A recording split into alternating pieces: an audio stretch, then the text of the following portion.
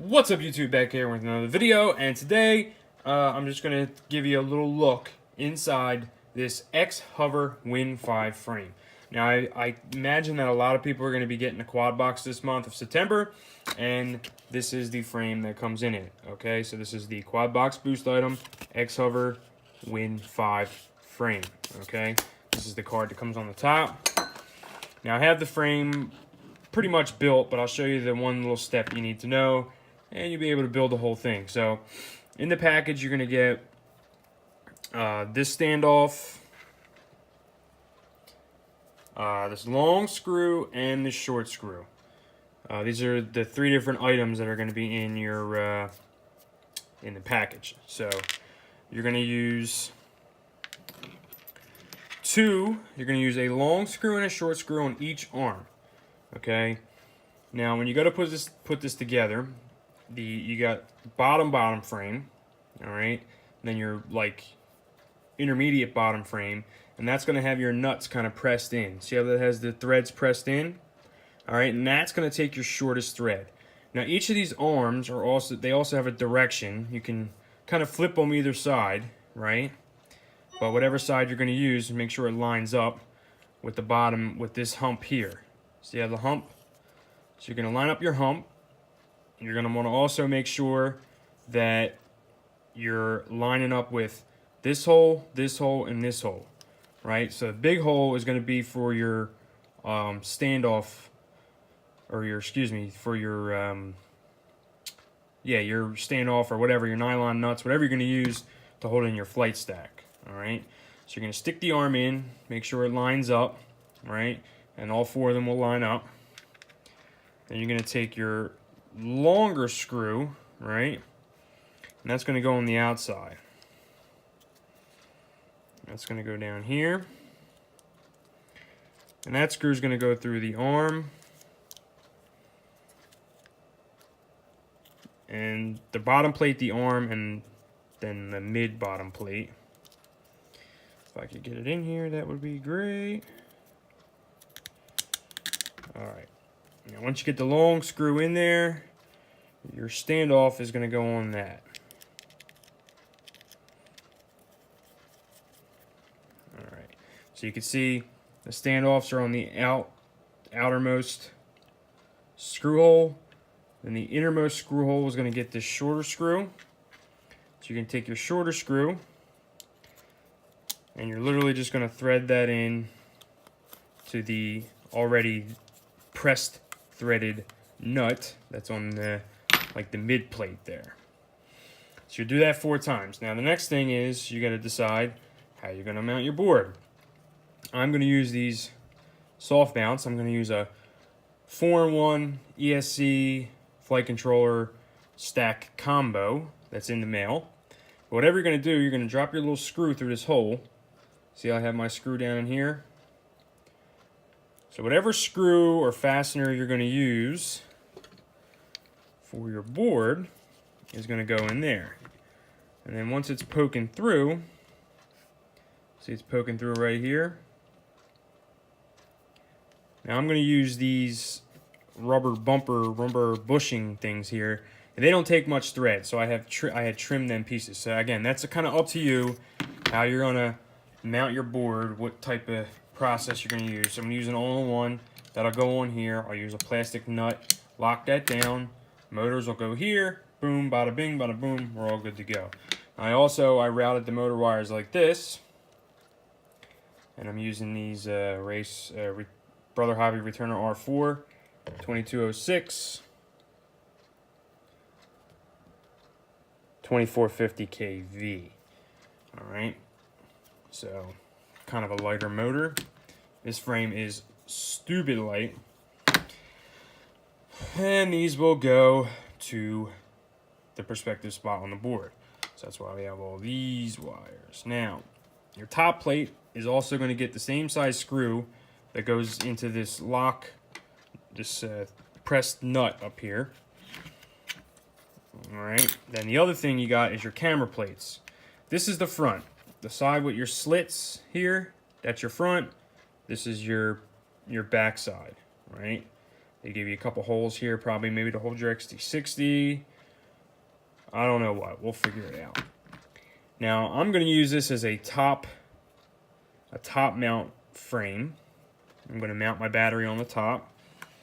Now the frame itself is pretty much, it's beautiful quality. However, can you see the one problem already?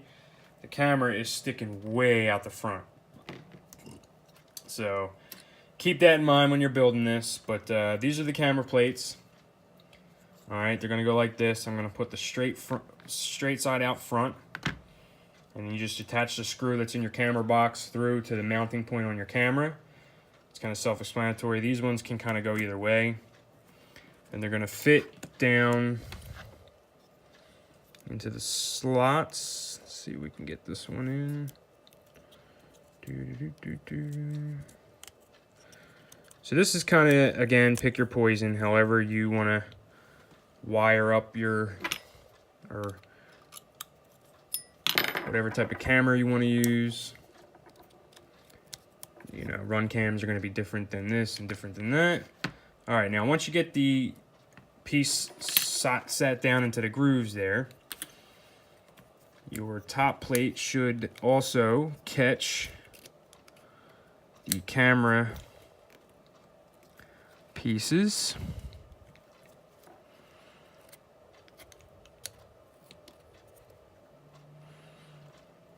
Now, sometimes the plates, they get kind of bound up on the funky connector of the whatever mounting systems on the camera.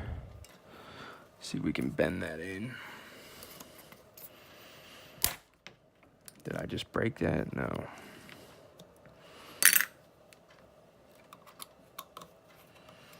See, now the camera has got kind of like a rounded side on it, and that's what's causing this to get a little messed up. Causing this to bend.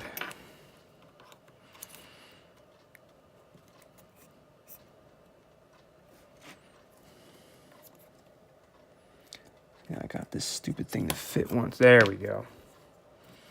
All right, so now that's slid down here, and then you're going to take your 4 last screws,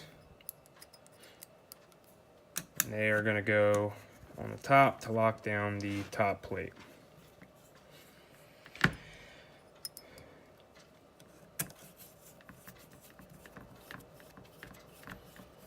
After the build process, this is what I came up with. Now, out of all of my builds, this one so far, I would say is my second favorite as far as, you know, the type of frame, what it's made for, and I believe how the flight characteristics are going to be. My Hyper Low is like my favorite frame, like my favorite build, and how it flies. But I've had nothing but problems with that thing, with the Hype Train motors and the Maytech board burning out, the Betaflight board not working right, all, you know, and being a real pain in the rear end to get working. But let me just say that this build that I picked here and all these components was a freaking dream. All right, just a freaking dream. These motors, okay, this is, again, these are the Brother Hobby R4 2206 2450 kV motors. Now this is a super light build. I'll weigh it in a second and I'll show you how ridiculously light this is. I don't think I'm going to need much more than that. All right, because you know, then you just be kind of blasting your batteries or whatever. But we'll try it out. I mean, I have these same kV motors, basically these same motors on my Doberman 5-inch build, and that thing is a rocket ship. So, all right, so then that goes straight in. I got heat shrink on these arms. I put the heat shrink on before, right? I showed you that earlier. And then we go into a Cicada all-in-one, you know, all-in-one 4-in-1 flight controller. 30 amp Biahelli S ESCs, running D-Shot 600, right? I mean, this was so freaking easy.